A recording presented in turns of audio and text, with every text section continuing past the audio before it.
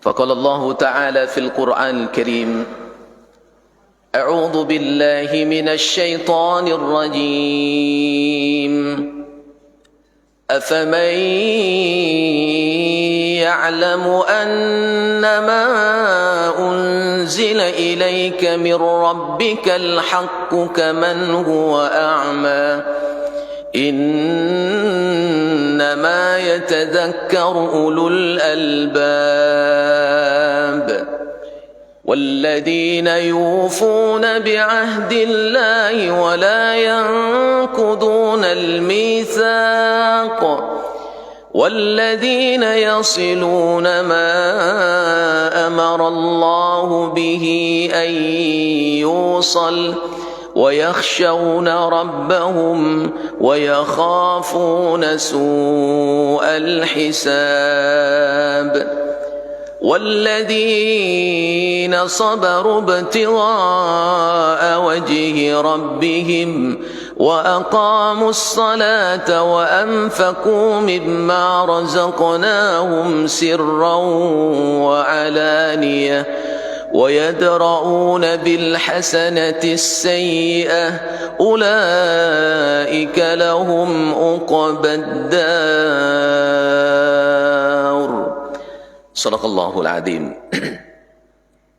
Surah Ar-Ra'd ayat yang ke-19 sampai ayat yang ke-22. Orang tua kita yang sama kita hormati, imam besar kita, pengurus masjid, alhamdulillah, beristimewa kepada seluruh Bapak Ibu kaum muslimin wal muslimat sidang jamaah subuh rahimakumullah. Alhamdulillahi Rabbil Alamin. Ucapan puja dan puji syukur kita sampaikan kehadirat Allah Subhanahu wa Ta'ala. Pada pagi yang mulia ini kembali kita diberikan waktu dan kesempatan oleh Allah Subhanahu wa Ta'ala untuk dapat melaksanakan ibadah subuh berjamaah. Semoga amal kita diterima di sisi Allah Subhanahu wa Ta'ala. Amin ya Rabbal Alamin.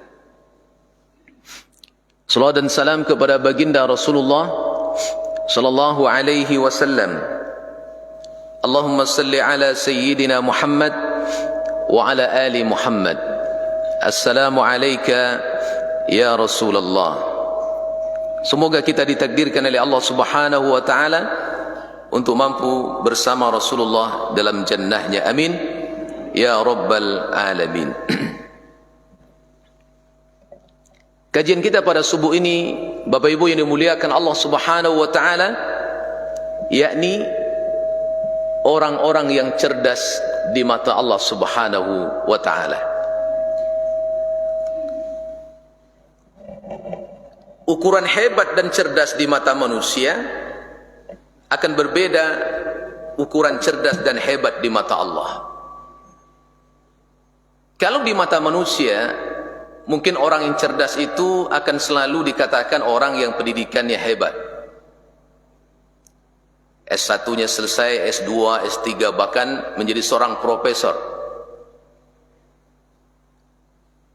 Apakah penilaian itu salah? Tidak. Karena boleh jadi seorang profesor tentu akan lebih hebat ketimbang orang yang tak ada sekolah. Tetapi kalau dilihat dalam sudut pandang Allah, ukuran kehebatan itu tidak ditentukan oleh strata pendidikan, tapi ada nilai yang telah Allah gariskan. Apakah seorang ini layak disebut orang yang cerdas atau tidak? Kita orang-orang kampung zaman dulu, tua-tua dulu, kadang-kadang nggak sekolah, Pak. Cuman sekolah SR, sekolah rakyat, tamat SD, ya. Tidak mengenyam pendidikan S1, tidak seperti anak-anak kita sekarang. Tetapi apakah orang-orang tua kita yang cuma tamat SR itu tidak dikatakan orang hebat? Tunggu dulu. Kalau kita uraikan dengan rumus yang dibuat oleh Allah, nanti akan ketemu jawabannya. Siapakah sebenarnya orang yang cerdas itu? Ini yang coba kita urai sedikit sesuai dengan konteks ayat yang disebutkan tadi oleh Allah, yang tadi sudah kita bacakan di awal muqaddimah dakwah kita. Apa kata Allah Subhanahu wa Ta'ala? Ar-Ra'd ayat 19. Afaman ya'lamu annama unzila ilaika min rabbikal haqqu kaman huwa a'ma. Allah bertanya. Dalam ilmu tafsir disebutkan Allah bertanya kepada kita, bertanya kepada Rasulullah sallallahu alaihi wasallam, seakan-akan timbul pertanyaan yang sendirinya Allah menjawab sendiri. Apakah orang-orang yang mereka mengetahui kebenaran yang diturunkan kepada Rasulullah, yakni Al-Quran, samakah keberadaan mereka dengan orang-orang yang tidak mengetahui? Kaman huwa a'ma, orang yang tidak mengetahui, yang tidak mengimani, Allah samakan di sini dalam bahasa Al-Quran, yakni huwa a'ma, seperti orang-orang yang buta. Halil ladzi ya'lamu annama ja'aka ayyuhar rasul min indillah huwal haqqu fahuwa yu'minu bih kal a'ma 'anil haqqil ladzi lam yu'min. Ulama tafsir menjelaskan seperti itu. Apakah sama orang yang mengetahui kebenaran yang diturunkan Allah kepada engkau ya Muhammad, ya Rasul, min indillah, dari sisi Allah tentang kebenaran, mereka mengimaninya, samakah mereka kal a'mal ladzi lam yu'minu bih, samakah mereka orang yang buta yang mereka tidak beriman dengannya? Jawabannya apa? La yastawi, tidak akan sama. Ketika orang menyebutkan a'ma, kata buta, yang dimaksudkan Allah a'ma di sini bukan mata yang tak menengok, ya Pak, tapi hati yang tak mendapatkan sentuhan hidayah. Inilah kata orang tua kampung kita, mata menengok tapi tak menampak. Hah? Aduh Pak, mata menengok tapi tak menampak. Tapi semua kita yang hadir insyaAllah mata menengok, hati melihat. Basirah itu penglihatan yang didasarkan kepada ilmu, tidak dibatasi oleh mata yang buta. Tetapi mata yang melihat, kalau basirah atau ilmu di dadanya tidak ada, membuat matanya menjadi gelap, tidak nampak jalan ke masjid kodenya, Pak. Pada rumah tu berat melangkah ke sini. Karena melangkah ke masjid ini bukan perkara jarak rumah dekat dengan masjid. Bukan perkara bapak ibu punya kenderaan mewah di rumah. Bukan soal badan fisik yang tangguh, tidak. Tapi soal keimanan dalam dada. Jangan kita disebut oleh Allah, dikelompokkan kal a'ma, seperti orang yang buta. Maka orang yang melihat pada dunia tapi hatinya tidak tersentuh dengan kebenaran hidayah, besok mereka betul-betul akan dibutakan Allah. Itu yang Allah sebutkan dalam surah Taha, yang sering dibahas oleh guru-guru kita ketika mereka didatangkan Quran, didatangkan ayat-ayat Allah, didatangkan peringatan dari Rasulullah sallallahu alaihi wasallam, tapi mereka tidak mau mengikutinya. Apa kata Allah? Wa man a'rada 'an dzikri fa inna lahu ma'ishatan danka wa nahsyuruhu yawmal qiyamati a'ma qala rabbi lima hasyartani a'ma wa qad kuntu basira qala atatka ayatuna fanasitaha fakadzalika al-yawma tunsa. Ini beratnya nih. Datang ayatku, datang peringatanku, telah datang Rasulku kepada kalian, membawa Al-Quran yang sempurna, tapi kalian tak imani, kalian belakangi, kalian tinggalkan, kalian jauhi, kalian bahkan menghina Al-Quran dan menghina Rasul itu. Maka apa yang terjadi? Mereka ini hidupnya akan sempit pada dunia. Maka semua orang yang jauh dari Allah itu hidupnya gak akan pernah bahagia. Gak ada rumusnya, Pak. Coba berikan rumus orang jauh dari Allah bahagia, enggak ada. Kalau ada rumusnya, tunjukkan rumusnya. Fir'aun hebat nggak? Bahagia? Enggak. Fir'aun itu tak bahagia. Ketika mimpi datang, ada anak kecil yang mengambil mahkotanya, sehingga sananya bergoncang hebat. Tidak ada lagi kejayaan yang dia miliki terasa terganggu hanya dengan sebuah mimpi yang Allah ujikan kepada Fir'aun. Hebat atau enggak? Itu namu kata orang Minang karyango. Kari karengkang, kari kepalo, apa boleh pak? Kari hati. Namrud enggak hebat, enggak ada hebatnya. Sampai Haman yang cerdas itu, pembisiknya Fir'aun, penasihat pribadinya Fir'aun itu, orang yang hebat di zamannya Fir'aun itu tidak hebat, karena justrunya hina mati bersama Fir'aun. Tapi seorang budak yang diuji oleh Abdullah ibn Umar untuk menjual kambingnya kepadanya, dan ia mengatakan fa'aina Allah. Ini budak kecil yang hebat, walaupun strata sosialnya tidak dipandang di hadapan manusia, tapi di mata Allah dia terpuji karena iman dan tauhidnya begitu hebat di hadapan Allah.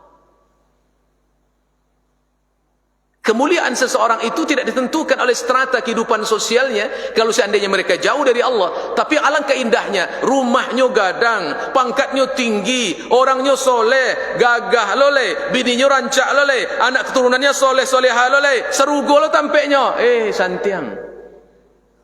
Iya pak, dia dapat nama itu, InsyaAllah. Ya pak ya, rumah bagus hatilah lapang. Ikut rumah sampai hati sampai lebih bagus rumah lapang hati lapang ketimbang rumah sempit hati sempit. Ya pak, biarlah rumah itu besar asalkan hatinya lah lapang. Kelapangan itu bukan terjadi karena dunia yang mereka miliki, tapi karena dia bersama dengan Allah. Kebersamaan dengan Allah itulah yang akan menyebabkan dia tenang. Tidak akan sempit hidupnya, tapi dia berpaling dari Allah, berpaling dari Quran, maka hidupnya akan sempit. Apalagi yang kedua, ini berat ini. Wa nahsyuruhu yaumal qiyamati a'ma.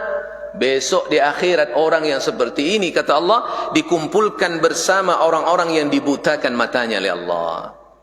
Di saat itulah mereka bertanya kepada Allah, qala rabbi lima hasyartani a'ma. Ya Rab, kenapa hari ini kami engkau butakan? Wa qad kuntu basira. Dulu kami di dunia melihat, tak buta mata kami. Kok hari ini engkau butakan kami? Apa kata Allah? Karena kalian dulu buta dengan ayat-ayatku, maka hari ini kami butakan kalian. Qala atatka ayatuna fanasitaha. Sungguh telah datang ayatku kepada kalian, kalian lupakan, maka hari ini kami melupakan kalian. Bukti kami melupakan kalian, kami ambil penglihatan matamu dan kami butakan kalian hari ini. Di mahsyar buta pak, bayangkan. Kalau buta di dunia tapi hatinya tak buta, besok matanya akan melihat dengan sempurna. Tapi hari ini orang yang buta, orang yang melihat dengan sempurna tapi buta mata hatinya, besok akan buta sebenar buta di hadapan Allah ketika kembali di hadapannya. Berat. Ya Bapak Ibu, maka terangkanlah mata kita melihat masjid, terangkanlah mata kita melihat orang-orang miskin. Pedulilah kita. Dan itu adalah jalan mengangkat kehormatan kita di hadapan Allah. Samakah dengan orang yang buta? Tidak. Maka apa kata Allah? Innama yatadzakkaru ulul albab. Hanyalah orang yang cerdas yang mampu menjadikan Quran itu sebagai peringatan. Orang yang cerdas yang bisa mengambil ibrah dan pelajaran. Orang yang cerdas yang bisa ikut kepada apa yang Allah dan Rasul sampaikan. Mereka mengatakan sami'na, itu cerdas. Tapi kalau mereka mengatakan sami'na wa asayna, bodoh. Bahasa kerennya bahlul. Bahasa kampung mau bonga. Bahasa Melayu boleh enggak? Oh, bobal. Kalau bingal lain lagi. Ya kan? Iya. Kalau bahasanya jahil, kelompok orang jahil namanya juhala. Ada barisan orang-orang bodoh namanya itu juhala. Makanya Abu Jahal, tokoh pembesar hebat, dia elok-elokkan rakyat dan kaumnya, tapi digelar Abu Jahal bukan karena tidak bodoh secara tidak pintar secara intelektual, tapi bodoh secara keimanan, tak mau mengenal Allah, tak mau ikut kepada Rasulullah dengan Al-Quran dan kebaikan yang disampaikan dari Allah. Mereka tolak, maka mereka dikelompokkan orang-orang yang bodoh. Maka orang yang cerdas itu disebutkan Allah dalam Quran ulul albab, orang-orang yang cerdas. Siapa mereka? Ini yang kita bahas nih. Ya, ada 9, berapa Bapak Ibu? 9 rumus orang yang cerdas berdasarkan surah Ar-Ra'd. Nanti di surah yang lain ada lagi. Ini surah Ar-Ra'd saja, 9. Enggak cukup waktu bahas subuh ini. Sampai di mana tibur situ sudah. Ya Bapak Ibu, kita bahas satu demi satu.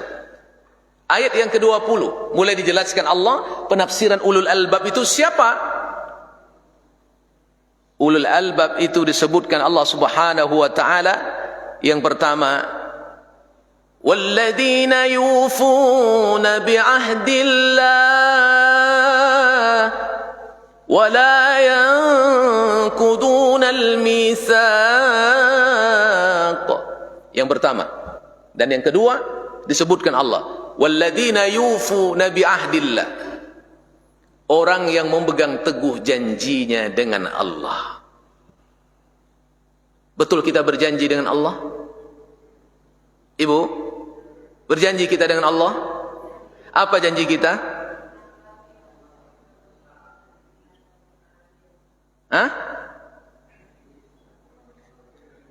Janji kita sudah disebutkan Allah dalam surah dalam surah Al-A'raf ayat 172. Sering dibahas guru kita.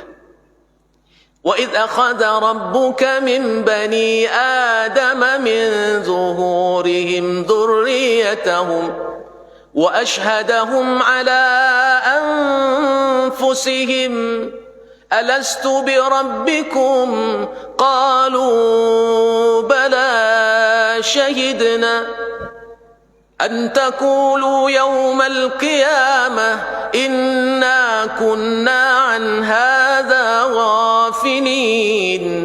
Ini yang Allah sebutkan, bahwa kita semuanya berjanji, mau dia hari ini tidak Islam, mau dia hari ini murtad, mau dia hari ini musyrik, semuanya dalam alam ruh sudah berjanji dalam rahim. Di dunia inilah penterjemahan janji itu dibuktikan. Ada yang ahli maksiat, ada ahli ta'ah, ada yang bertaubat, ada yang tetap dalam maksiat, ada yang mati husnul khatimah, ada yang mati su'ul khatimah. Ini pembuktian janjinya kepada Allah. Singkat sekali waktunya, Pak.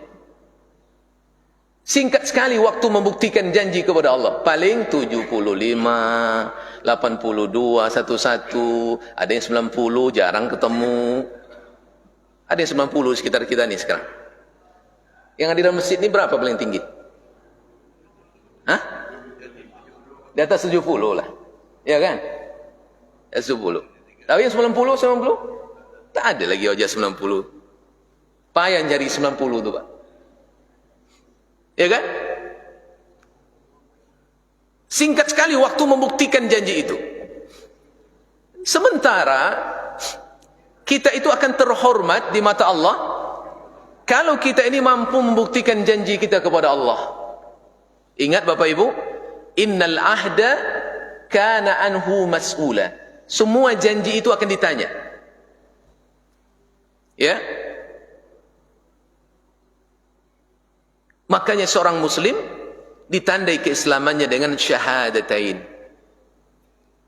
Para ulama menyebutkan syahadatain itu masuk dalam lingkaran yang disebutkan dalam istilah Quran mitsaqan ghalidha. Apa tu mitsaqan ghalidha? Janji erat yang tak boleh dilepaskan. Ya Pak? Tuh.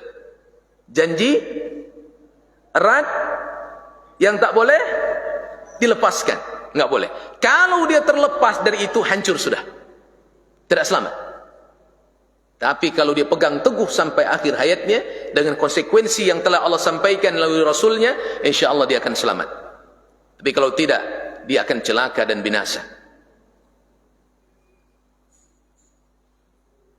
Untuk melihat apakah kemudian walladzina yufuna bi ahdillah ini, orang yang memegang teguh janji dengan Allah ini, apakah lebih mudah kita sekarang dibandingkan orang-orang terdahulu dalam mempertahankan janjinya kepada Allah? Ini perlu kita bandingkan sebagai ibrah, agar kita melihat, ya Allah, begitu ternyata begitu ringannya apa yang Kau ujikan kepada kami hari ini dibandingkan mereka orang-orang terdahulu untuk mempertahankan walladzina yufuna bi ahdillah wa la yanqudunal mitsaq. Maka lihat sejarah yang telah Allah nabatkan dalam Quran, dan kita tak ambil banyak sejarah itu, hanya beberapa cuplikan yang ingin kita sampaikan pada subuh kali ini. Kita tak angkat sebuah kisah yang Allah sebutkan dalam surah At-Tahrim tentang pujian kepada wanita ini. Siapa wanita itu, Bu? Di antara wanita yang hebat yang Allah sebutkan dalam Quran, siapa, Bu? Hah? Maryam, ya. Siapa lagi? Hah? Asiyah, imra'atu Fir'aun. Nanti ibu buka surah At-Tahrim ayat 11. وَضَرَبَ اللَّهُ مَثَلًا لِلَّذِينَ آمَنُوا امْرَأَةُ فِرْعَوْنَ إِذْ قَالَتْ رَبِّ ابْنِ لِي عِندَكَ بَيْتًا فِي الْجَنَّةِ وَنَجِّنِي مِنْ فِرْعَوْنَ وَنَجِّنِي مِنَ الْقَوْمِ الظَّالِمِينَ. Kenapa Asia itu harum namanya? Selain Nabi menyebutkan di antara wanita terbaik termasuk Asia, dan Allah sendiri yang telah memuji dan menyebutkan namanya. Bahkan Allah katakan, Allah jadikan Asia sebagai contoh bagi orang-orang yang beriman tentang walladzina yufuna bi ahdillah, bagaimana dia teguh memegang janjinya. Asia itu suaminya siapa? Bu, suami terbaik atau suami terjelek?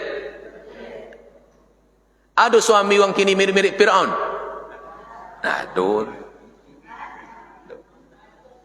Ikut wajah apa-apa, wajah-wajah elok saja. Janganlah. Wajah-wajah li serugo nak, Pak. Kan tak ada pemberang ke bini dah, Pak, ya? Aduh. Kan iya, Bu? Bapak ni kan tak ada marah-marah sama ibu, kan? Alhamdulillah. Kan itu tanda dia baik. Ibu, ni sengaja saya bawa ibu-ibu. Asia itu punya suami sangat zalim. Bagaimana kezalimannya? Ngaku sebagai Tuhan. Ya. Masyitah yang harum bau makamnya dicium Nabi sallallahu alaihi wasallam dengan sahabat, digoreng hidup-hidup, ditengokkan di depan Asia. Ancaman bagi Asia, kalau engkau masih iman kepada Allah, nasib nanti sama seperti dia. Itu maknanya. Tapi apakah kemudian Asia merubah keyakinannya? Di tengah kezaliman suami yang zalim itu, yang kedua pertanyaan, apakah Asia pernah melawan kepada suaminya? Ibu-ibu jawab, jangan bapak. Ibu-ibu. Bu, di tengah kezaliman suami yang begitu zalim, apakah Asia pernah melawan kepada suaminya? Tidak. Suami ibu elok, perangainya elok, cuman piti belanja yang kadang-kadang kurang dia gia, karena segitulah rezeki. Masam nak wajah ibu? Apa-apa lah menjawab. Bu, masam nak wajahnya? Alhamdulillah. Ibu-ibu kau mirip-mirip Asia, nampak dah, Bu? Hebat, luar biasa. Jadi diuji sesekali, Pak, kurangi piti belanja tu, masam nak wajah? Ya kan? Atau ibu-ibu tu mulai mencari, biasanya 10 juta, 5 juta, bang, kok kini 2 jutanya? Abang lebih ini lecik dia. Kadang-kadang itu lo nak tahan tuduhan ni. Ya kan? Nah, Bapak Ibu yang dimuliakan Allah, Asia tidak. Sampai kemudian Fir'aun mengikat dia di sebuah tiang, dicambukin, nggak dikasih makan, namun dia tak pernah kemudian update status. Zaman kini Pak, dapat laki berang sekali langsung update status. Tak kusangka, epotnya menangis. Sibuklah kawannya komen, apa maksudmu? Jangan buka rahasia rumah tangga kita ke orang lain. Iya, konsultasi. Konsultasinya di sosial media. Oh piye? Ya. Konsultasi itu iya kana budu. Itu dia. Iya kanas. Itu. Allah yang menggenggam alam ini, minta kepada dia untuk dilembutkan hati suami kita. Ya Allah, Engkau takdirkan suamiku begini, bukan salah aku memilih, tapi Engkau yang selalu menguji imanku. Sabarkan aku dan rubahlah perilakunya. Kan sodak. Soju hati. Ikon ndak melapor lo ke mintua. Mak, dia apa belaki ambo tu itu? Dulu elok kok kini. Apa kata mak, anak tu anak ambo. Ambo yang lebih tahu. Kacau. Mau dapat pembelaan akhirnya tambah masalah. Jangan sebentar-sebentar ngadu ke mertua. Ini usia rumah tangga udah orang tua semua yang pengalaman luar biasa. Mungkin anak muda yang baru nikah tentunya. Ya, usia kami lah. Orang tua ini dah mak, asam garam ini udah masak. Ajarkan kepada anak-anak kita. Curhat dengan Allah. Asia pun enggak pernah menuntut kepada Allah tentang suami yang zalim itu. Ya Allah, enggak tahan aku lagi, hancurkan suamiku, enggak. Enyahkan dia di bumi, enggak. Coba lihat doanya itu. Bu, lihat doa Asia. Nanti buka surat Tahrim ayat 11. Apa doa Asia? Idz qalat, ketika dia berdoa, Rabbi ibnili indaka baitan fil jannah. Ya Allah, buatkan aku istana yang mewah di surga. Aku dizolimi, aku dianiaya, aku di ini, tapi bangunkan aku istana yang mewah di surga. Dia cuma minta perlindungan kepada Allah. Wa najjini min Fir'aun, selamatkan aku dari Fir'aun. Wa najjini minal qaumiz zalimin, selamatkan aku dari orang zalim. Dia enggak pernah mencaci maki suaminya di hadapan Allah, tapi dia hanya dengan santun berdoa, selamatkan aku, lindungi aku. Begitulah hebatnya Asia. Wajar dia disebut wanita yang terhebat di antara wanita yang hebat, karena sesungguhnya Asia sangat kuat mempertahankan walladzina yufuna biahdillah. Kenapa Asia tak merubah keyakinannya untuk menyembah suaminya sebagai Tuhan? Dia ingat janjinya dengan Allah, walladzina yufuna biahdillah. Dia pegang teguh janji itu dan dia tak ingin tinggalkan dan berkhianat di hadapan Allah, walaupun tantangannya sangat hebat mempertahankan akidahnya. Satu. Yang kedua, kalau Ashabul Kahfi udah biasa ya Bu ya Pak, sering dengar. Ada kisah lagi yang Allah angkat dalam Quran, yang kisah mereka sangat luar biasa, yakni Ashabul Ukhdud. Pernah dengar kisahnya? Ashabul Ukhdud. Kisah ini disebutkan Allah dalam surah Al-Buruj ayat 1 sampai 9 disebutkan. Was-samaa'i dzatil buruj wal yaumil maw'ud qutila ashabul ukhdud an-nari dzatil waqud idhum 'alayha qu'ud wa hum 'ala ma yaf'aluna bil mu'minina shuhud wa ma naqamu minhum illa an yu'minu billahil 'azizil hamid alladzi lahu mulkus samawati wal ard ila akhir ayat. Kita ambil intisarinya saja. Kisah mereka ini Nabi sebutkan dalam hadis yang sangat panjang, yang hadisnya diriwayatkan Imam Muslim, hadisnya sahih. Cerita ini bukan dongeng, Pak. Cerita ini hak kok. Dari Rasulullah menceritakannya. Ayat menyebutkan, dijelaskan oleh Nabi sallallahu alaihi wasallam. Di mana kisah ini terjadi? Di negeri Yaman. Terjadinya kapan? Kata para ulama sirah, 523 Masehi, antara Nabi Isa dan Nabi Muhammad. Nabi Isa sudah diangkat ke langit oleh Allah, maka sebelum datangnya Rasulullah, maka ada orang-orang yang masih beriman kepada ajaran Nabi Isa, mentauhidkan Allah, tetapi sudah banyak yang rusak. Maka di zaman itu negaranya dipimpin oleh raja yang rusak, yang tetap mengaku juga sebagai Tuhan. Di sekitar raja ini ada penasihat pribadi, semuanya sahir. Jadi raja-raja zaman dulu tuh, Pak, penasihat pribadinya sahir. Apa itu sahir? Tukang sihir. Fir'aun kan juga penasihat pribadinya banyak sahir juga. Makanya ketika Nabi Musa diancam, maka dibuatlah ular dari tukang sihir. Maka Allah suruh Musa melemparkan tongkatnya agar menjadi seekor ular yang besar, memakan ular-ular sihir dari tukang sihirnya Fir'aun. Nah, ini juga ada penasihat pribadinya para sahir. Di antara penasihat pribadi raja ini sudah banyak yang tua. Jadi apa kata raja? Regenerasi. Mesti ada anak muda yang belajar ilmu kepada kalian untuk menjadi penasihat pribadiku. Dibuat pengumuman. Sampailah informasi itu kepada sebuah kampung, ada anak muda di situ. Nabi enggak sebutkan nama anak muda ini siapa. Fulan. Mendengar informasi itu, dia ingin merubah nasib, datang ke istana. Jadi penasihat raja, belajar ilmu sihir, nanti dia angkat menjadi penasihat pribadi raja. Di tengah perjalanan menuju istana, dia melewati sebuah kampung. Di kampung itu ada seorang rahib. Rahib itu adalah pendeta. Pendeta di zaman dulu itu adalah ulama yang beriman kepada ajaran Nabi Isa alaihissalam. Anak muda ini belajar kepada pendeta ini, belajar ilmu tauhid, belajar tentang Allah, diajarkan cukup lama. Anak muda ini sudah pintar, maka gurunya melepas, pergilah engkau berdakwah, ilmumu sudah cukup.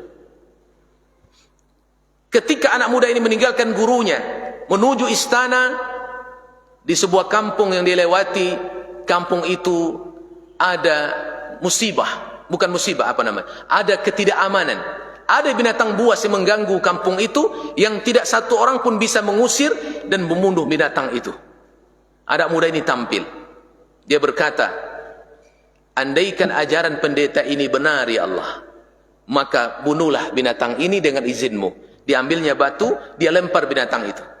Qadar Allah, binatang itu pun mati.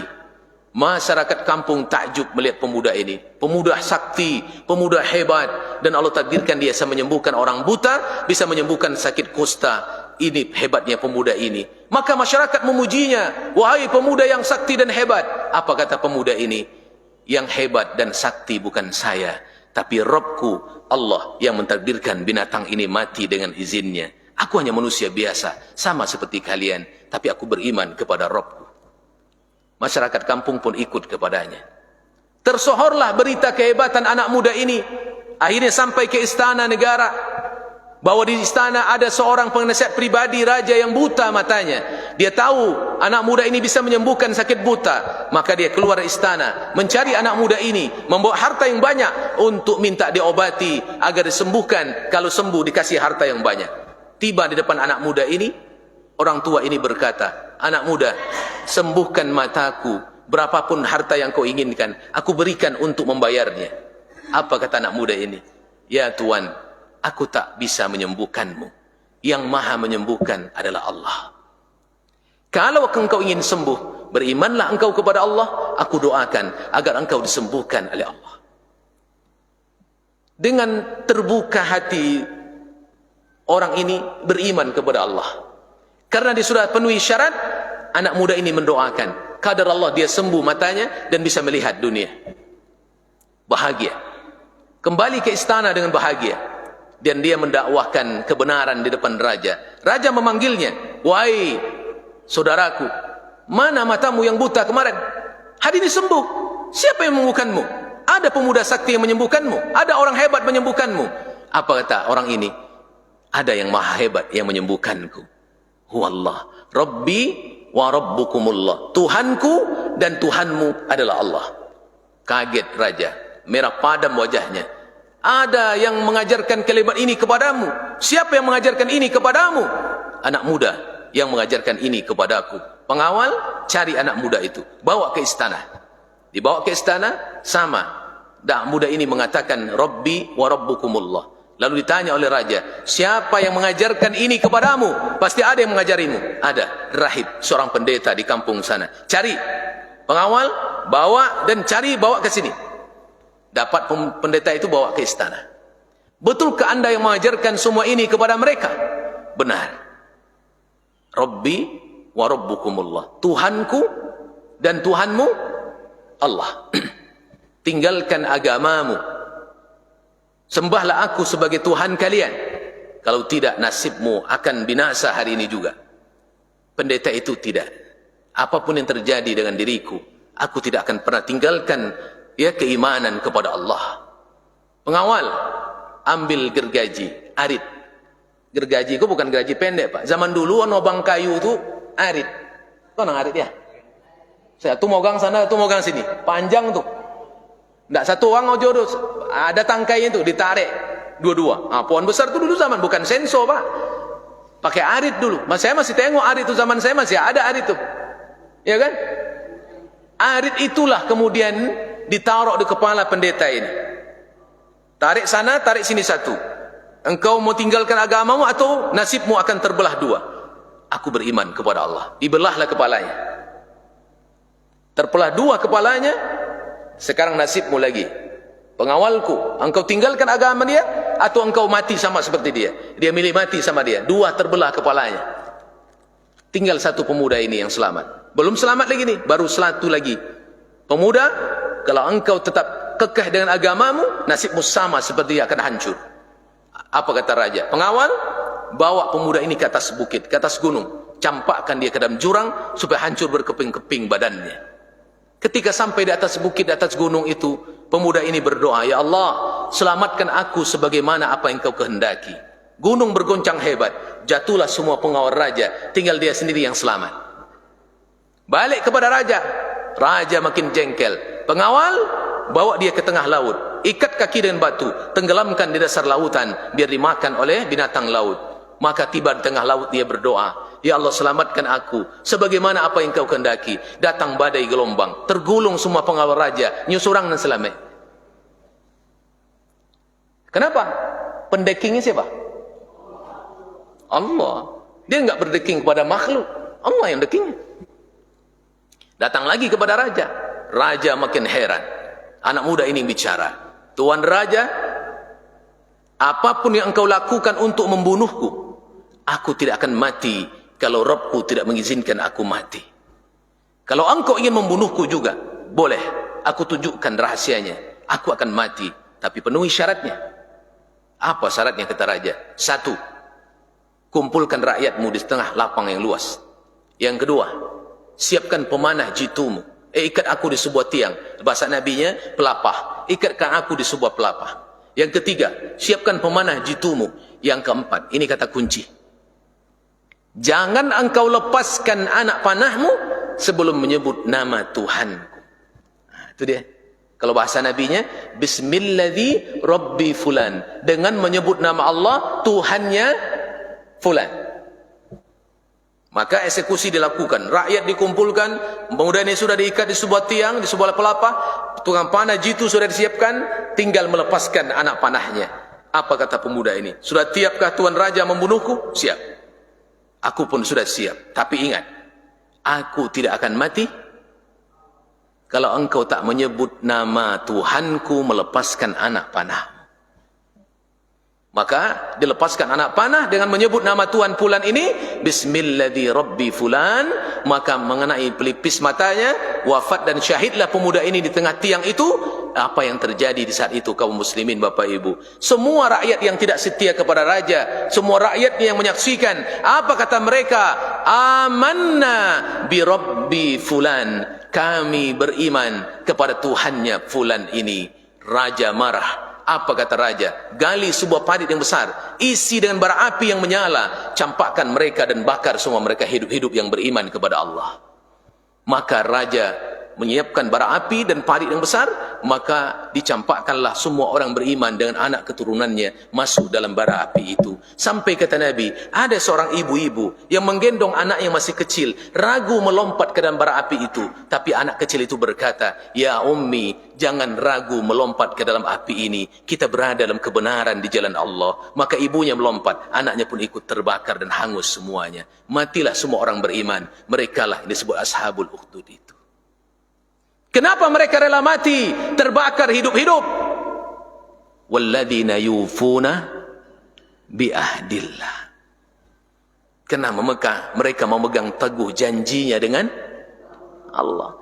Adakah bapak ibu keluar dari masjid sekarang dicibir orang? Adakah bapak ibu keluar masjid menuju alhamdulillah ini dilemparin orang dengan batu? Diludahi kepalanya? Atau diadapkan kepada ladiang atau pedang yang panjang? Ada? Kita hari ini cuma mengalahkan hawa nafsu saja. Ya Pak, pilih dua pilihannya, sebagaimana apa yang Allah sebutkan. فَأَمَّا مَنْ طَغَى وَآثَرَ الْحَيَاةَ الدُّنْيَا فَإِنَّ الْجَحِيمَ هِيَ الْمَأْوَى وَأَمَّا مَنْ خَافَ مَقَامَ رَبِّهِ وَنَهَى النَّفْسَ عَنِ الْهَوَى فَإِنَّ الْجَنَّةَ هِيَ الْمَأْوَى. Pilih dua ini.